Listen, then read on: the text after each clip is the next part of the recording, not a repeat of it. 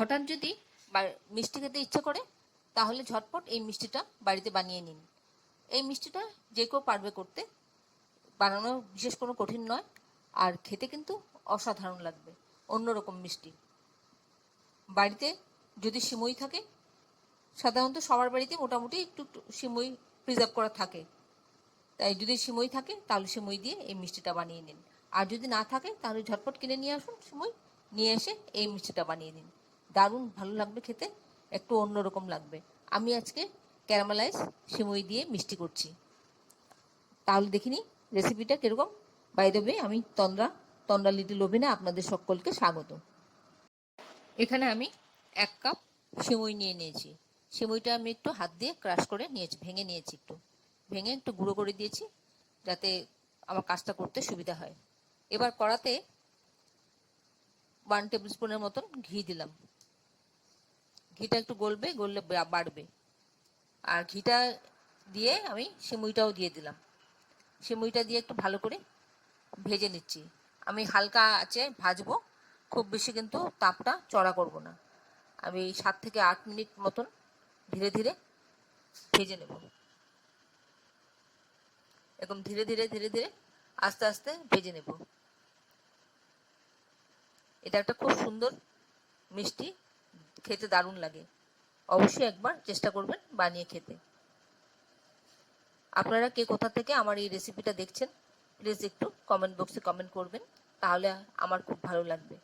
আর নতুন কোনো বন্ধু প্রথমবার আমার চ্যানেলটাকে দেখে থাকলে আপনাকে একটা বিগ হাগ জানাচ্ছি। চ্যানেলটাকে সাবস্ক্রাইব করে নেওয়ার জন্য অনুরোধ রইল। পাশে বেল আইকনটা অ্যাক্টিভেট করে নেবেন, যাতে পরবর্তী আমার সমস্ত রেসিপির নোটিফিকেশন সবার আগে আপনার কাছে এসে পৌঁছয়। আর আপনি যদি ফেসবুক থেকে দেখে থাকেন তাহলে ফলো অপশনটা ক্লিক করবেন আর একটা লাইক দেবেন, তাহলে আপনি আমার সাথে জুড়ে যাবেন। আপনি আমার সাথে জুড়ে গেলে আমার সমস্ত রেসিপির নোটিফিকেশন সবার আগে আপনার কাছে এসে পৌঁছবে। আমি সিমইটা নামিয়ে নিলাম, ভাজা হয়ে গেছে। 7 থেকে 8 মিনিট মতন আমি ধিমি আঁচে ভেজে নিয়েছি। ভেজে আমি নামিয়ে নিলাম। এবার কড়াটা আবার বসিয়ে দিচ্ছি। কড়াটা বসিয়ে এবার কড়ার মধ্যে আমি 1.5 টেবিল স্পুনের মতন চিনি দিলাম। চিনিটাকে আমি একটু ক্যারামেলাইজ করব। তার সাথে আমি অল্প 1 টেবিল স্পুনের মতন জল দিলাম, দিয়ে একটু চিনিটাকে গলতে দিচ্ছি। চিনিটা খানিকক্ষণ এরকম হিটে থাকবে, তখন এটা আস্তে আস্তে গলে যাবে। দেখুন পুরো গোটা অবস্থায় আছে। আমার চিনির দানাগুলো এত বড় বড় যে গলতে অনেক সময় লাগছে।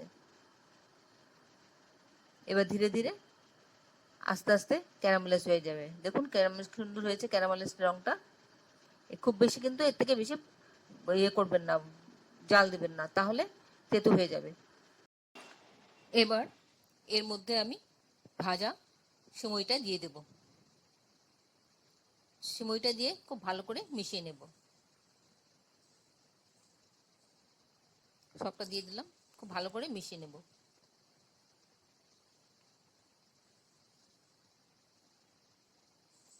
এর মধ্যে আমি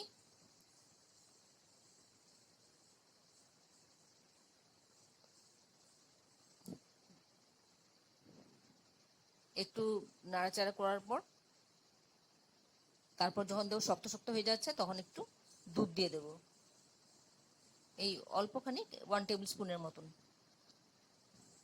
দিয়ে ভালো করে আবার একটু চিনিটাকে মিশিয়ে নেব সিমইয়ের মধ্যে।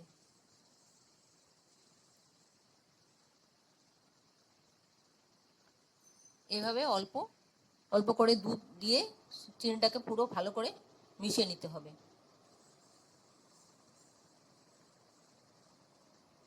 প্রয়োজনে আমি আরও একটু দুধ দিতে পারি,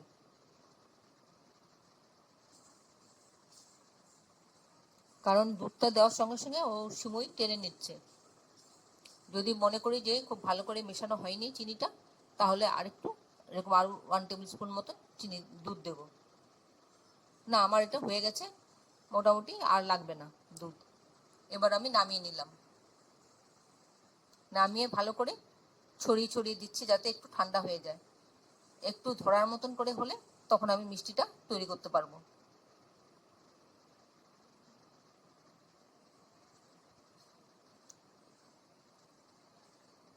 এবার আমার কাছে চকলেট মোল্ড আছে, তাই মোল্ডের মধ্যে দিয়ে করছি। আপনার কাছে মোল্ড না থাকলে যাই হোক, কৌটোর ঢাকনা হোক, ছোট বাটি হোক, তার মধ্যে দিয়ে আপনি এভাবে করে নেবেন, দেখতে খুব ভালো লাগবে।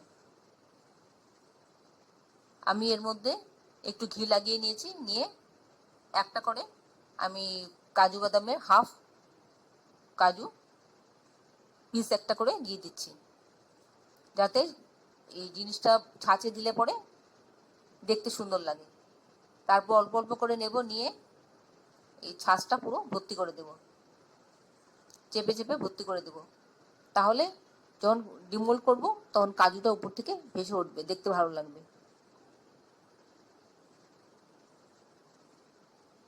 এইভাবে করে আপনি কাছে যদি মোল্ড না থাকে, আপনি ছোট বাটির মধ্যে করবেন বা ডাবু হাতায় করুন, তাতে করতে পারেন, বা ছোট কৌটোর নিতে পারেন, যে কোনো কৌটোর ঢাকনা নিতে পারেন, নিয়ে তার মধ্যে এইভাবে করবেন।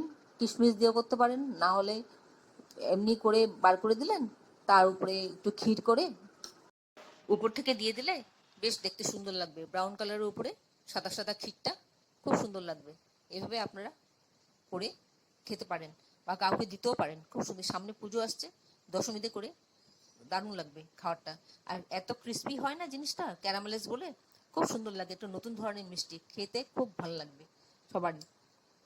যদি ভালো লেগে থাকে আমার এই রেসিপিটা, তাহলে অবশ্যই একবার এইভাবে বানিয়ে খাবেন, আর একটা লাইক দেবেন, বন্ধুদের সাথে অনেক অনেক শেয়ার করবেন। আর এতক্ষণ ধৈর্য ধরে আমার এই রেসিপিটা দেখার জন্য আপনাদেরকে অসংখ্য অসংখ্য ধন্যবাদ। আপনারা সকলে ভালো থাকবেন, সুস্থ থাকবেন, ঈশ্বরের কাছে কামনা করি।